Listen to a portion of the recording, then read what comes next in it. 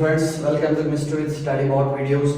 आज हमारा जो दूसरा लेसन है स्टार्ट करने जा रहे हैं केमिकल इक्विलिब्रियम। आज हम ये वाला लेसन स्टार्ट करने जा रहे हैं। तो केमिकल इक्विलिब्रियम को स्टार्ट करने से पहले हमें एक दो चीजें पता होनी चाहिए कि रिवर्सिबल रिएक्शन क्या होती है। क्या रिवर्सिबल रिएक्शन? रिवर्सिबल रिएक्शन हमें पहले पता होना चाहिए कि रिवर्सिबल रिएक्शन कौन सी रिएक्शंस होती है।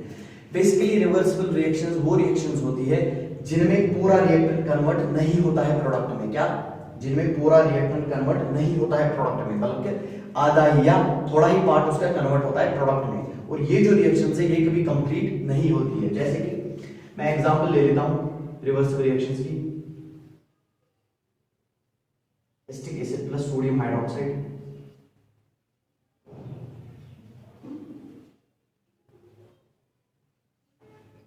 Acetic acid plus sodium hydroxide gives sodium acetate plus water. ये जो एग्जांपल है ये रिवर्सिबल रिएक्शन की एग्जांपल है। तो क्या देखा हमने कि रिवर्सिबल रिएक्शंस वो रिएक्शंस होती है जिनमें पूरा रिएक्टेंट प्रोडक्ट में कन्वर्ट नहीं होता है, बल्कि उसका आधा ही हिस्सा कन्वर्ट होता है। और इन रिएक्शंस की एक खासियत होती है कि एक रिएक्शन के दौरान ये एक स्टेट अटेन करते हैं जिसमें कि इनका जो फ्री एनर्जी चेंज होता है वो जीरो के बराबर आ जाता है। क्या? रिवर्सिबल रिएक्शंस की एक खासियत है कि एक स्टेट अटेन करते हैं जिनमें इसका फ्री एनर्जी चेंज जीरो के बराबर आ जाता है। उस स्टेट को हम कहते हैं उस वक्त इक्विलिब्रियम स्टेट। क्या? Equilibrium state. तो इक्विलिब्रियम स्टेट किससे रिलेटेड है? रिवर्सिबल रिएक्शन से। वहां पे इनका क्या आ जाता है? फ्री एनर्जी चेंज जो है वो जीरो के बराबर आ जाता है। तो यहां पे हमने देखा कि एसिटिक एसिड कन्वर्ट हो रहा है। एसिटिक एसिड किससे रिएक्ट कर रहा है? सोडियम हाइड्रोक्साइड से। और क्या बना रहा है? Sodium acetate plus water. Reversibility of reaction कैसे हम दिखाते हैं? हम रिवर्सिबिलिटी ऑफ रिएक्शन को दिखाने के लिए साइन चिन्ह यूज करते हैं ऐसे कि अगर किसी भी रिएक्शन में ऐसे होगा तो उसे हम कहते हैं कि वो रिएक्शन जो क्या है रिवर्सिबल। तो उस रिएक्शन इससे हमें क्या पता चला कि जो पूरा रिएक्टेंट है वो प्रोडक्ट में कन्वर्ट नहीं होगा। तो अब हम आते हैं अपने टॉपिक की तरफ, इक्विलिब्रियम की तरफ।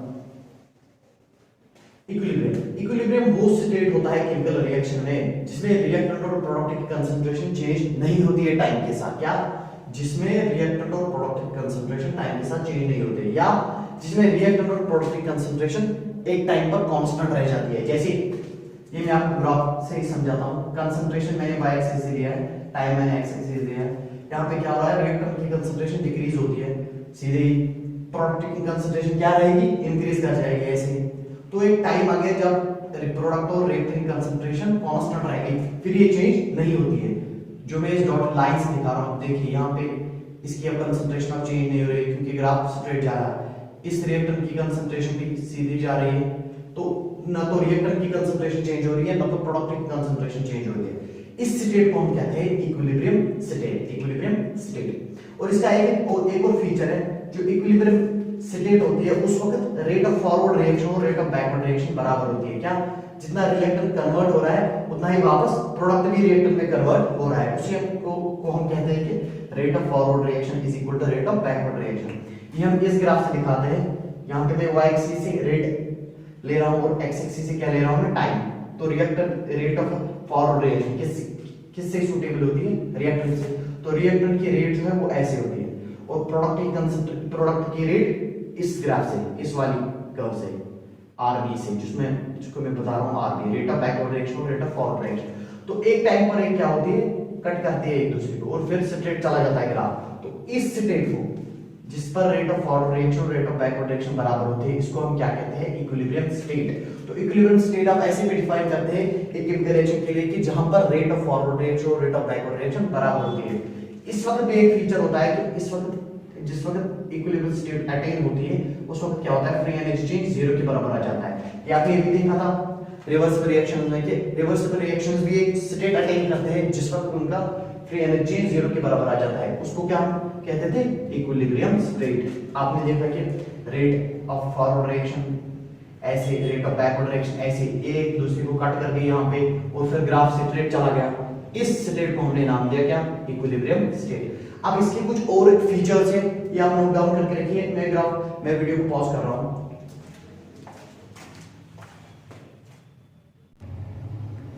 तो अब हम जानेंगे इसकी कुछ कैरेक्टरिस्टिक्स। पहला कैरेक्टरिस्टिक जो है इक्विलिब्रियम का, can be achieved in a closed vessel. जब हम क्लोज्ड वेसल लेके किसी रिएक्शन को क्लोज्ड वेसल में करेंगे तो उसी वक्त इक्विलिब्रियम अटेन हो सकता है, ओपन वेसल में अटेन नहीं हो सकता है। It is reversible nature. ये आपने भी देखा कि जो इक्विलिब्रियम होता है वो रिवर्सिबल नेचर होता है, ऐसे वो आपने भी देखा था। एंड इक्विलिब्रियम मैंने भी क्या बताया था कि फ्री एनर्जी चेंज वो जीरो के बराबर होता है, तो उससे गिब्स-हेल्महोल्ट्ज इस इक्वेशन को हम बताते हैं गिब्स-हेल्महोल्ट्ज इक्वेशन। तो गिब्स-हेल्महोल्ट्ज इक्वेशन किसके बराबर होता है, delta H equal delta H minus T delta S। अगर आप इसको इक्विलिब्रियम के लिए लेंगे, इक्विलिब्रियम के लिए डेल्टा G किसके बराबर होता है, जीरो के, तो डेल्टा H का वैल्यू किसके लिए आएगा, T डेल्टा S। तो एंथैल्पी किसके बराबर आएगी, temperature times entropy, change in entropy. अब इसके इक्विलिब्रियम के कुछ टाइप्स होते हैं, thermal equilibrium, mechanical equilibrium, physical equilibrium, chemical equilibrium. Thermal equilibrium तब बताता है जब एक पार्ट से दूसरे पार्ट में एनर्जी चेंज नहीं होगी। क्या, जब सिस्टम के एक पार्ट से दूसरे पार्ट में एनर्जी चेंज नहीं होगी। ये कब होगी, जब टेंपरेचर कांस्टेंट रहेगा। क्या, जब टेंपरेचर कांस्टेंट रहेगा। मैकेनिकल इक्विलिब्रियम, मैकेनिकल इक्विलिब्रियम किसको कहते हैं, जब सिस्टम के एक पार्ट से दूसरे पार्ट में मैटर चेंज नहीं होगा, मैटर एक्सचेंज नहीं होगा। तो ये कब होगा, जब प्रेशर कांस्टेंट रहेगा। फिजिकल इक्विलिब्रियम क्या होता है, फिजिकल इक्विलिब्रियम वो इक्विलिब्रियम होता है जो सेम स्पीशीज के लिए डिफाइन होता है लेकिन जो डिफरेंट फेजेस में हो। क्या, जो सेम स्पीशीज के लिए डिफाइन होता है लेकिन सेम स्पीशीज डिफरेंट फेजेस। ये मैं आपको अभी बताता हूं क्या होता है। केमिकल इक्विलिब्रियम आपने अभी देखा, अब हम देखेंगे फिजिकल इक्विलिब्रियम की कुछ टाइप्स, इसके बाद आगे चलते जाएंगे। फिजिकल इक्विलिब्रियम, ये मैंने आपको अभी थोड़ा सा बताया था इसका क्या होता है फिजिकल इक्विलिब्रियम। ये दो स्पीशीज के, दो सेम स्पीशीज के दरमियान एग्जिस्ट होता है लेकिन जो डिफरेंट फेजेस में हो, जैसे सॉलिड लिक्विड, सॉलिड लिक्विड ये सेम स्पीशीज है लेकिन डिफरेंट फेजेस है। ये सॉलिड फेज में, ये लिक्विड फेज में है। जैसे एग्जांपल ले लेता हूं मैं, water solid at equilibrium with water liquid. इस इक्विलिब्रियम को कहते हैं फिजिकल इक्विलिब्रियम। क्या, फिजिकल इक्विलिब्रियम। और इक्विलिब्रियम में liquid gas, same species but different phases, liquid gas या सॉलिड गैस भी आता है। इसमें बहुत सारे टाइप्स आते हैं। पहले हम ये देखेंगे, सॉलिड वाटर सॉलिड, ये वाटर लिक्विड।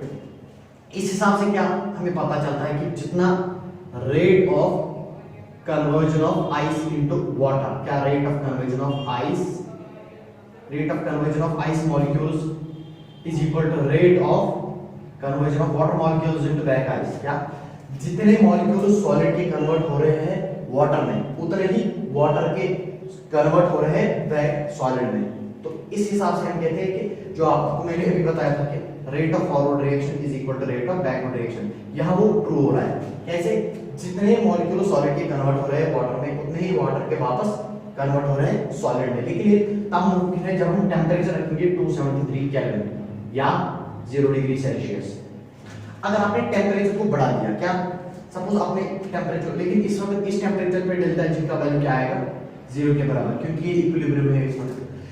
सपोज आपने टेंपरेचर को बढ़ा दिया, इसको टेंपरेचर को आपने 283 केल्विन कर दिया, तो टेंपरेचर बढ़ गया तो रेट किसकी तरफ जाएगी, फॉरवर्ड रिएक्शन की तरफ, क्योंकि टेंपरेचर से सॉलिड ज्यादा कन्वर्ट होगा लिक्विड में। किसमें, सॉलिड ज्यादा कन्वर्ट होगा लिक्विड में, तो तब ये इक्विलिब्रियम में नहीं रहेगा। तो अगर आपको इक्विलिब्रियम अटेन करना होगा तो आपको ये कंडीशन सेटिस्फाई करनी होगी। तो उस वक्त क्या रहेगा, फिर रेट ऑफ फॉरवर्ड रिएक्शन किसके बराबर आ जाएगा, रेट ऑफ बैकवर्ड रिएक्शन के। तो आज के वीडियो में बस इतना ही। अगर आपको हमारा वीडियो पसंद आया तो लाइक करें, शेयर करें और सब्सक्राइब करें, और साथ ही साथ कमेंट भी करें। अगले लेक्चर में हम थोड़ा और जानेंगे इसी टॉपिक के बारे में।